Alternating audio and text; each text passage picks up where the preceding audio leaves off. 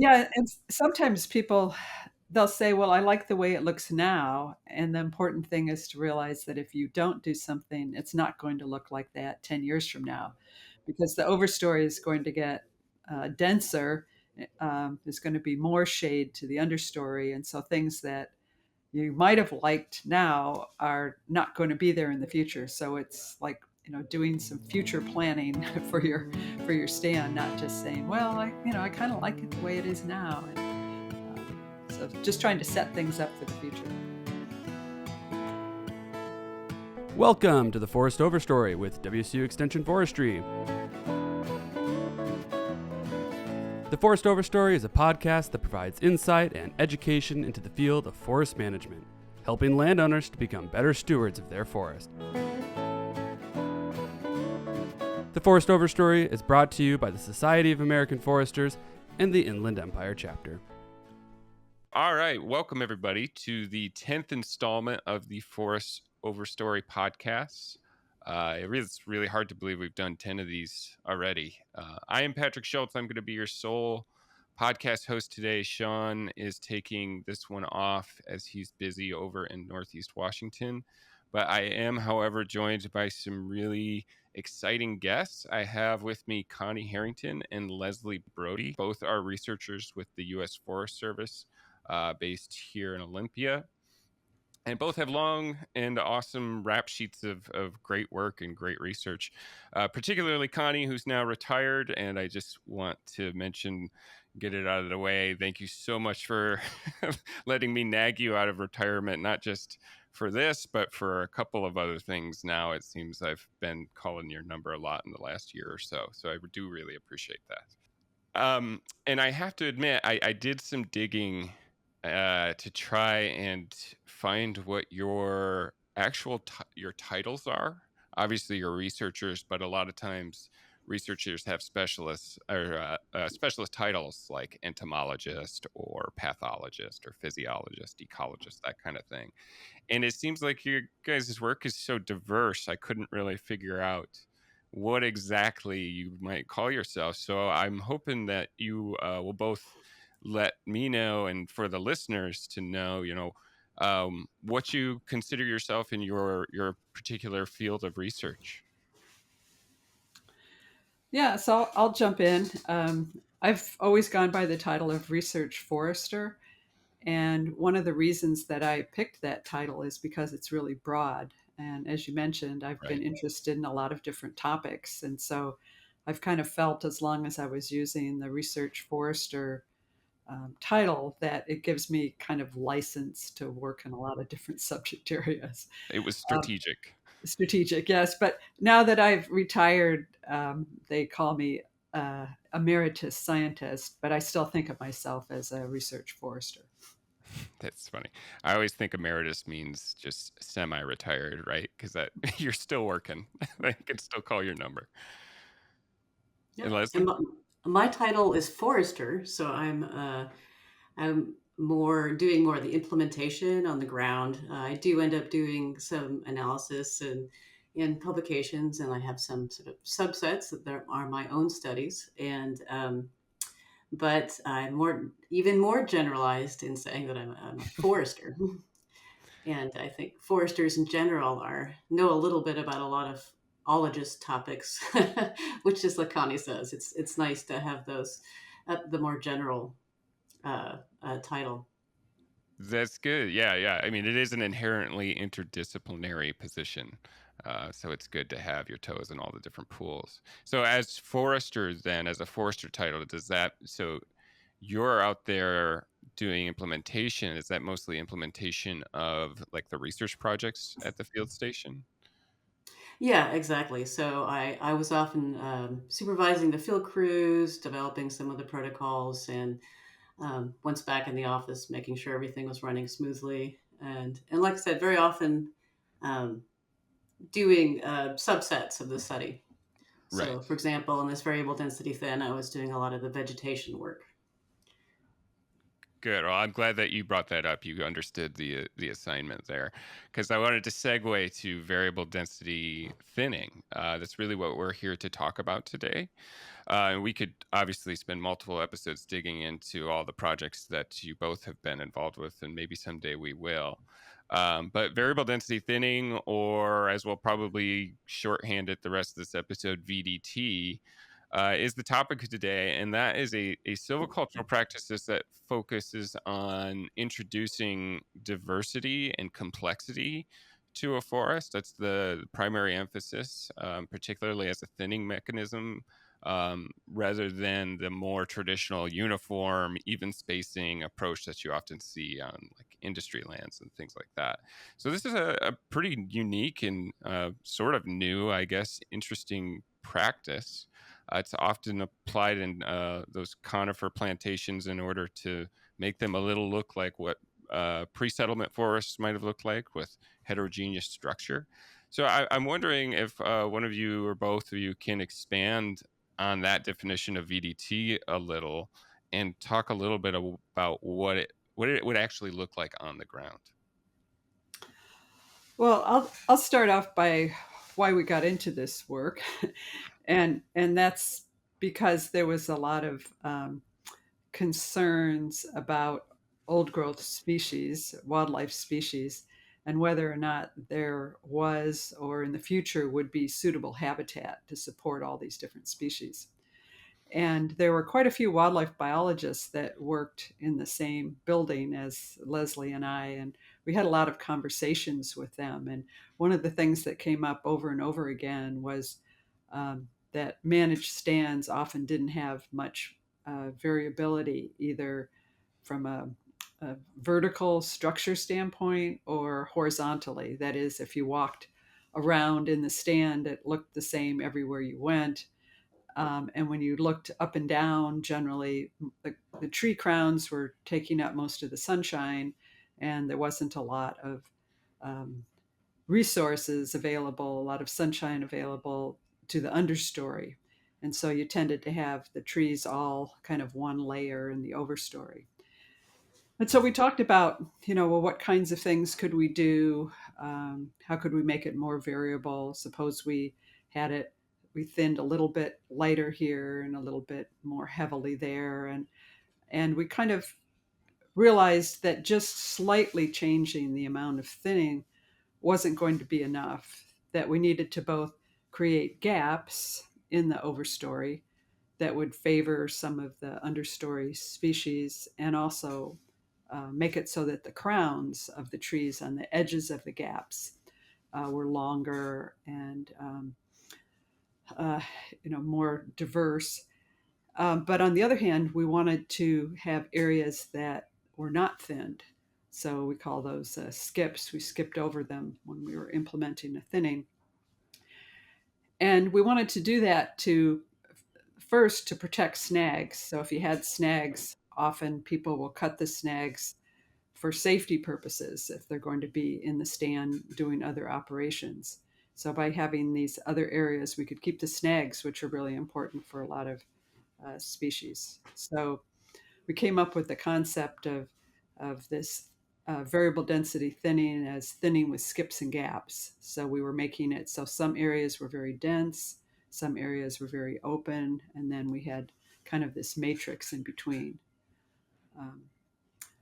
So that's what it looks like on the ground. It's much more diverse than what we started with, and that will probably continue to expand in the future as the areas develop and more of the understory and the Right. midstory continue to develop.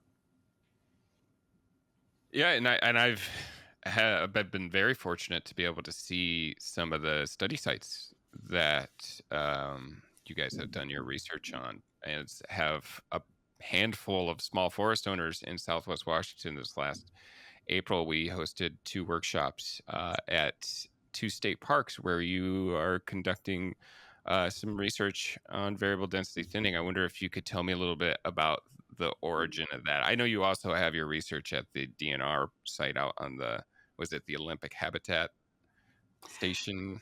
I'm The Olympic totally that, I'm sure. The Olympic Habitat Development Study is on the Olympic Peninsula, and those actually are all sites on the Olympic National Forest. That's Um, right. but the DNR has some similar types of projects that they've been implementing. So, Yeah, I washed them all together. But yeah, I wonder if you could tell me a little bit about the projects on the parks and how those got started.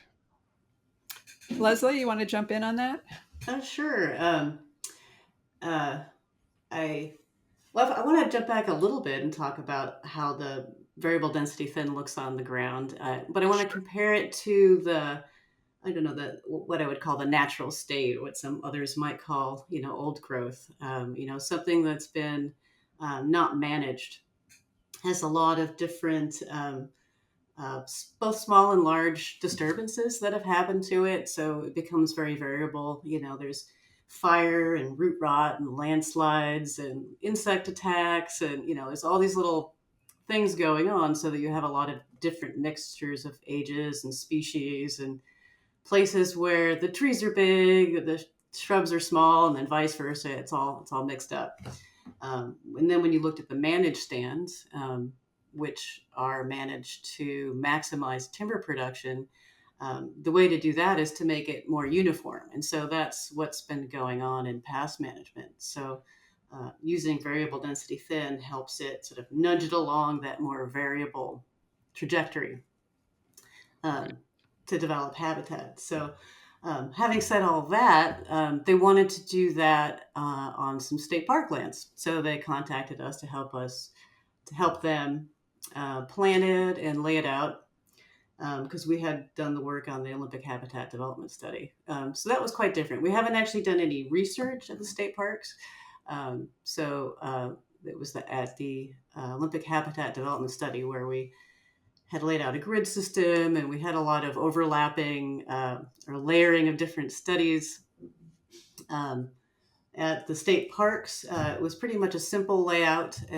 We wanted to do it for both forest health and to add a little diversity, but had a big aesthetic component because these were highly used areas close to campgrounds. There was a horse trail in one and a planned campground. So it was going to get a lot of heavy public use and a lot of people were going to see it. So it was a chance for forest education and but also just they wanted to make it look better and to make it healthier. Right. Yeah. Yeah. I was mistaken in calling it research, but it was a great opportunity to apply Yeah. what you had been researching elsewhere. And I think it's really interesting that it was the parks of all landowners, it was a park that ultimately was, one of the first to try at scale, I guess, outside of the research projects, at least that I'm aware of. It could be other people that have tried that.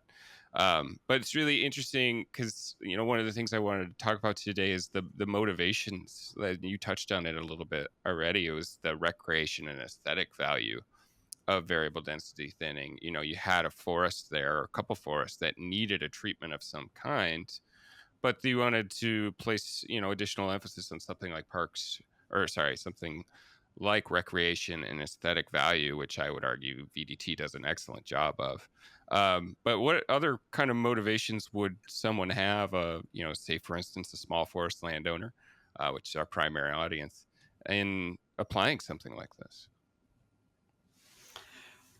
Well, I think one of the interesting things about working with the state parks is we worked with Rob Fimble, who was the state ecologist, and some of the people in the parks were not quite sure they wanted to jump in with a thinning project in their park because they thought it looked okay as it was. And what Rob wanted to emphasize as an ecologist was the long term development of the area. And so he really wanted to get people to think about, well, it's not going to look exactly like this 20 years from now, even if you like the way it looks now. We really need to think Right. about what's it going to look like in the future. And it's going to become less and less interesting from a recreation standpoint, but also it would be less desirable from a forest health and wildlife standpoint. Right. And a lot of people that, are recreating in the parks, they like to be able to see, um, some variety in their walks and be able to see some birds. And I think they like to support the fact that, these parklands are providing, um, benefit to wildlife species as well as to people. So I think initially there was some resistance, but the more people thought about it and the more they saw what could be done, there was a lot of support for what we could do with variable density thinning. It wasn't going to look like something that an industrial landowner would do.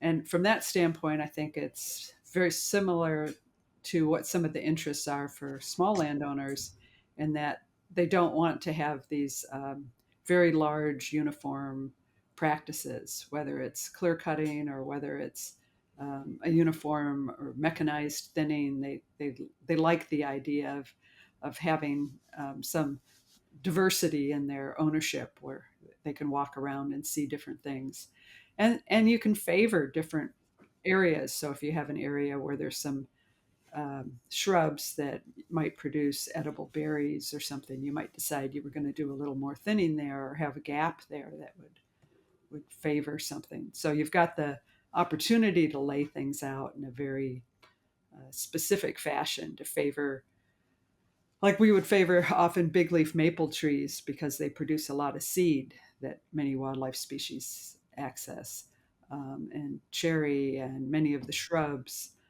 And that's something that I think appeals to a lot of small landowners. They like to think of, they're not just producing wood on their land, but they're producing other resources also. Right. I could definitely confirm that for sure. And I think it's one of the reasons that, well, the workshops that we did, and Leslie, you were such a big help with that. They were really well attended, especially the one that was down in Castle Rock at Sequest State Park. And people were really excited to have this sort of, I always joke, it's kind of like having your trees and cutting them too. It's not really quite that wonderful, but it's about as close as you're going to get. And landowners do have to harvest sometimes, whether it's for forest health or, tax programs. They need a little income from time to time. And this is a really great way to do it at a scale and sort of on their terms, and emphasizing things other than timber management, which we know is often a little bit lower on the list for small forest owners. Yeah, I'd like to jump in too, and saying that there are different kinds of variable density thinnings. There's been a lot of different sort of systems proposed, and some of them are quite, I don't know, regimented is the right word, but they're very specific about, this is the spacing and this is the pattern that you make with the trees, and this, the gaps. But what's nice about skips and gaps is, like you said, you can be very specific, and and I think that's especially suited to small landowners because they have parts of their property that mean something to them. There's a sentimental Right. value. I think someone touched on this in one of the field tours. Is like his grandkids thought of this section as Jurassic Park, and so that would be That's right. perhaps a section that you wouldn't log and would be a skip, right? So Yeah. there will be. It's very adaptable, and I think that's what appealed to state parks as well. Yeah, and I don't want to speak for them, but speaking to one of the managers of the parks there, they had mentioned that they were considering doing more of it on other parks and on the two parks that we toured as well. So I think you may or may not have sold them. So I did want to talk, because you kind of mentioned, Leslie, it can look a lot of different ways. There's so much flexibility, which is another reason it's such a good option for small forest owners. But I'm kind of curious if either of you, because this is a statewide podcast for a statewide audience, have had any experience doing anything similar on the east side or any of the eastern Washington dry forests, or have any thoughts on how that might look over there, or maybe it's more or less the same. Well, we've mostly done our research on the west side, Right. but I think the concept of variable density thinning can be applied anywhere. But what will really be different is how some of the tree species respond. So, for example, if you have some tree species that are shade tolerant, um, they can do well in an understory or a mid-story position. But if you happen to have a forest that doesn't have very many shade tolerant species, probably what's going to benefit the most from um, your your gaps are going to be shrubs, understory species, and to some degree the actual crowns of the overstory trees around the gaps. So um, things are going to look different, and not just east side, west side, but also whether you're working with a lot of Sitka spruce, or um, hemlock or red cedar, or how many hardwoods you have. Um, but one thing that we've found in several of our projects when we've been going out looking is that often there's more variation out on a site than people think about. It can Mm. be 95% one species, but you can go in with a variable density thinning and really emphasize that other 5%. You can really um, make it so that those hardwood species or some of the shrubs or things are really favored to an extent that might not have been obvious at all if you just casually looked at the area and said, oh, it's all Douglas fir. But there really are some other plants out there that you can really bring along with your variable density thinning. Yeah, I mean, and I kind of want to return to the experiences that you've had, in particular, lessons learned from both the research and applying this. What are having maybe been one of the first people to actually do this, I'm sure you've learned quite a bit. What are like the top 3, top 5 kind of things to consider when you're actually applying this on the ground? I know that's a super vague question, but I'm just curious if there's like anything that you really learned the hard way doing. Well, I think we've been pretty lucky that way, actually. Oh, that's good. Yeah. oh, well, we did when we were working with implementing a type of variable density thinning in some younger stands. One of the people that we were working with wanted us to flag all the way around the edge of all of the gaps, as opposed to just marking the center tree. And I made Right. some rough calculation of how many miles of flagging that would take. and, and then they agreed that we could just flag the center tree. Uh, Another thing that we did have to think about, and sometimes um, sometimes people would want us to push it more one way or the other, is that we don't want the skips and gaps to be right next to each other, or they kind of dilute the effect. So if you have a gap right next to a skip, then the skip, the unthinned area, ends up getting more light, more impact from the gap than maybe you had in mind. So that was something we had to keep in mind. And we also had to work on what the logging system was going to be. So if it was going to be a cable system, you had to think about how your skips and gaps would be implemented in relation to the actual equipment that would be used to do the harvesting, as opposed to just having a piece of paper and drawing it and making it look nice. Right. Um, Yeah, I think one of the other lessons learned was, and we anticipated this, is that is the invasive species coming in after the logging. The amount of disturbance, and along with that, um, damage to the trees that you're leaving, um, and so we were concerned about that. So that has to do with the timing and how the actual the plan is, as Connie said, the extraction. But I think as you're comparing this to a select cut, which I think a lot of small forest landowners might be tempted to do because they don't want to disturb very much. Um, what's nice about this system is that there are the gaps that you can fall the trees into. So Sure. in some respects, there's less damage because there are these little holes in the forest that they can be used as a logging sort of staging area. They're small gaps, but they work quite well, and they also help you get some volume out. So we were pleasantly surprised at how little damage there was to the residual stand. And we did get some blowdown in one of our stands, but it was less than we might have guessed. Overall, it was one of the concerns. Yeah, and I mean, sure, that's somewhat inevitable, even almost with any harvesting operation. You're going to be at risk of some blowdown at some scale, for sure. But I like what you said about the benefits of gaps, even practically speaking. So I've seen pictures of some people that have done something like VDT, at least approaching it, and they keep some of those gaps open as future landings or like picnic spots and things like that. It's not exactly giving the wildlife benefits that we want, but it's interesting because I think it's so funny about this practice is that a lot of us, even the old traditional forest owners to the new ones, see gaps in a canopy and we just want to fill it. We just want to fill it up and reclose that canopy.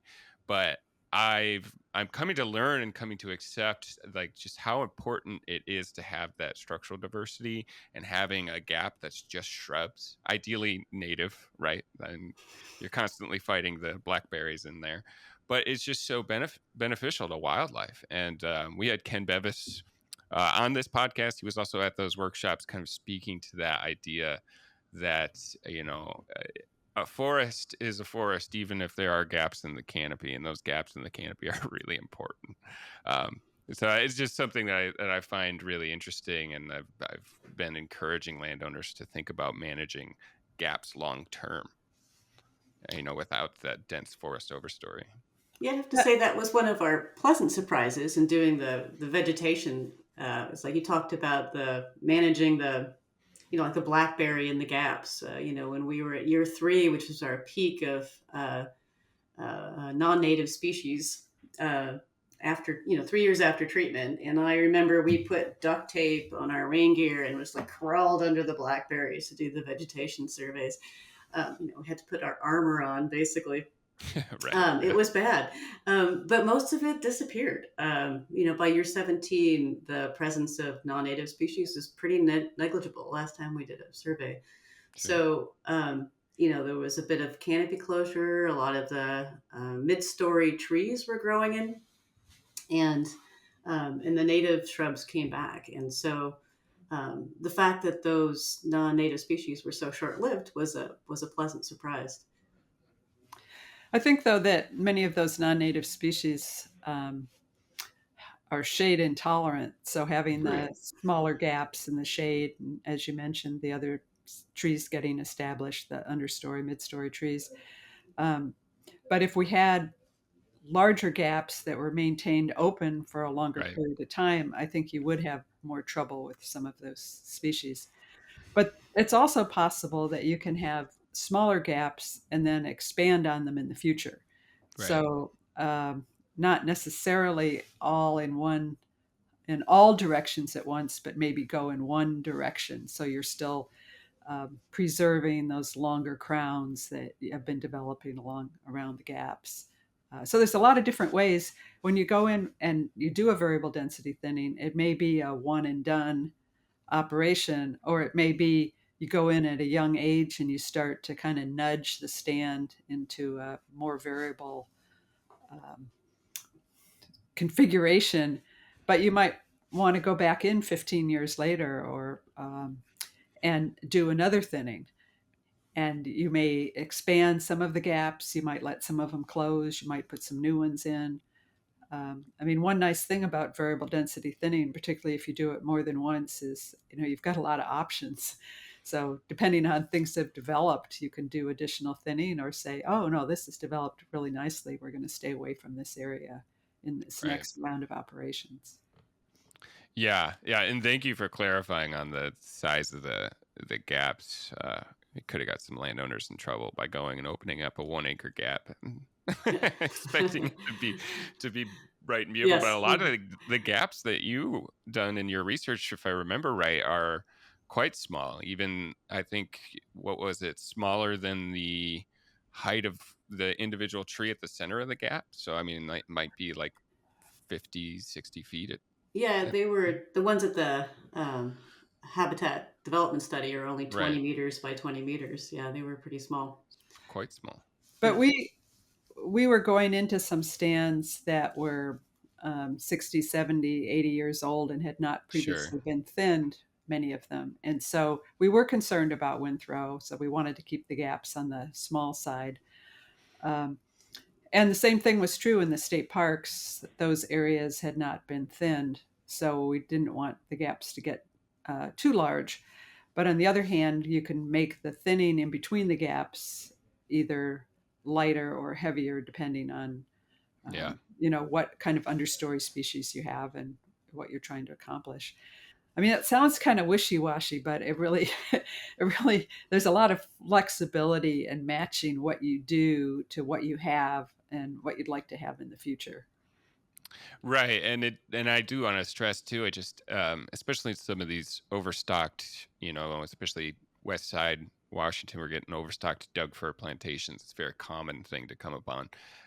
It doesn't take a whole lot to get that understory response, and if I'm sure the parks won't mind me calling them out, the Sequest State Park and then Nisqually State Park in Eatonville, were the two sites that we toured for the workshops, and you can go and see firsthand. What was it, 7, 8 years after the project, after the thinning was done, and you could see it was really good shrub response from that compared to what it was previously. And I think even Sequest has a couple pictures of what it looked like before and what it looked like after. Um, Yeah, and sometimes people they'll say, "Well, I like the way it looks now," and the important thing is to realize that if you don't do something, it's not going to look like that 10 years from now, exactly. because the overstory is going to get denser. There's going to be more shade to the understory, and so things that you might have liked now are not going to be there in the future. So it's like doing some future planning for your stand, not just saying, well, I kind of like it the way it is now. And Yeah. so just trying to set things up for the future. I think a lot of what looks good at those parks, though, having visited them recently, was even just picking, I don't know, one or two shrubs when you're selecting your gap locations, something to release. Right. They've got their roots established, even if they don't look like too much when you're choosing your gap locations, they get a little bit of light and they just take off because they have, they got established, like I say, established root systems, and they're just ready to go. They've been sort of hanging out in the understory, waiting for something to happen, and making those little gaps makes it happen for them. Yeah. So I want to switch gears a little bit and then kind of look forward. Having done some research and some application in the field, I wonder, what else do we need to learn about VDT in order for it to be applied more broadly? Or do you feel we have a pretty good sense of how to do this on the ground and sort of the long-term management and impacts of it? Is there anything that's kind of still burning on your mind, like in terms of research questions? I'd like to look a bit more at the branch developments. We talk about how the gaps allows for those longer crowns, and we need those larger branches as nesting platforms for some Sure. species. And so we haven't. I think we see it happening, but we haven't really quantified that yet. And I'd like to see a little bit more of that. Yeah, that's Um, interesting. yeah. Yeah, and I think we also, although we've had several different types of stands that we've worked in, we certainly haven't worked in all the forest types in Washington or in the Northwest. And so I think there could be some slight variations of what we've done in our West Side stands, in East Side stands, and maybe in some higher elevation stands. So um, I don't think that's a reason not to do things operationally, but just recognize that you have to think a little bit more about, okay, well, what am I trying to accomplish, and do I have the right species here? let me try and favor a species that is, as Leslie said, it's already established, or one that's would take advantage of the light. Um, uh, but I don't think that it's that we can't do variable density thinning in lots of locations. It's that we would just do it a little bit differently in different locations.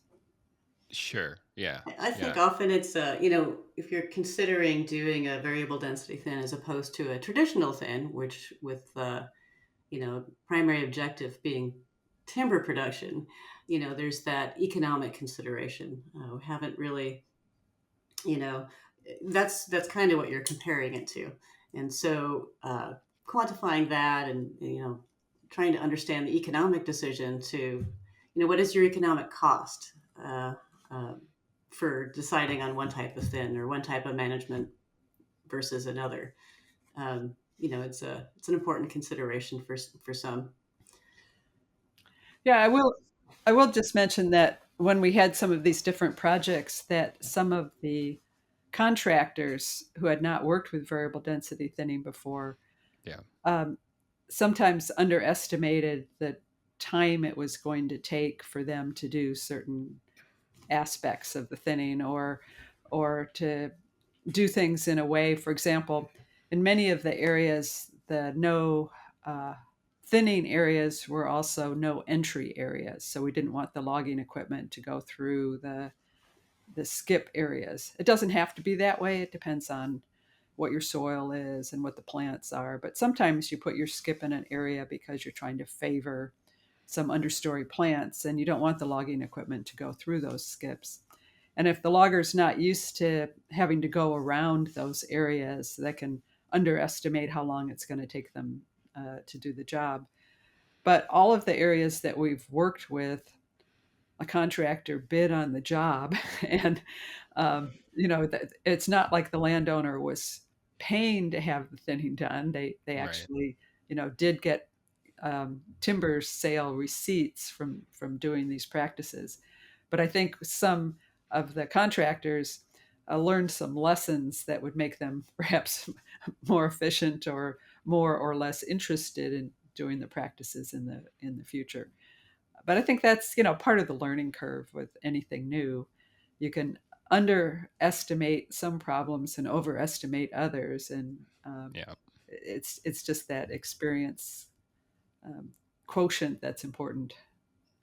And I'm really glad that, both of you brought up the economics of it, because that is important to consider. I mean, you're right, Connie. I mean, in most circumstances that I've heard of, at least, landowners are at least breaking even or making some money, but certainly it is not, because you're de-emphasizing timber production, right? And you're emphasizing other things in place to that, like wildlife habitat and recreation aesthetics and all these things we've been talking about.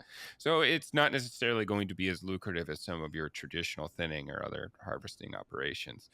But again, for the small forest owner, which typically has timber production down, maybe not even in the top 10 motivations on their list or in their stewardship plans, that this really it kind of hits it right on the head for them in identifying a practice that can really encourage all of those motivations or all of those uh, benefits to their forest management. Yeah, and I would say too, when we first started working on these projects in the mid 1990s, everyone didn't have a smartphone that had all kinds of apps on it where they could have these maps and air photos, and be able to have a track to see where they went, if they were walking through their area. Or I think there's an opportunity to be able to use both people's um, experiences in their forests, but also to be able to use technology if they want to be able to lay out how they think it might work. Um, I think the hardest thing, it's almost like doing a remodel on your house. Are you just going to tell someone, well, I just want it to look nicer? Or are you going to be very detailed with, a list of, Right. well, I'd like to, release so many maple trees, and I'd like to make sure that this, group of cedar over here was such and so. And the more the landowner can think about what they have and what they'd like it to look like, probably the easier it's going to be to, work with a contractor to do the work.